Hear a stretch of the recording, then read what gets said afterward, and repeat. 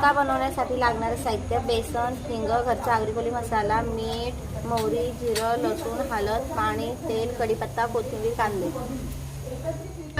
कोकणचो रुबा भारी, माझ्या कोकणचो बाई तोरो भारी, दिसते भारी गणपतीची स्वारी, अन आला धादिस मामाच्या घरी. मालवण चिपळूण सावंतवाडी, माझ्या कोकण गावांचो दिमाग भारी, दिसते भारी गणपतीची स्वारी, माझ्या कोकणा वाटे तुम्ही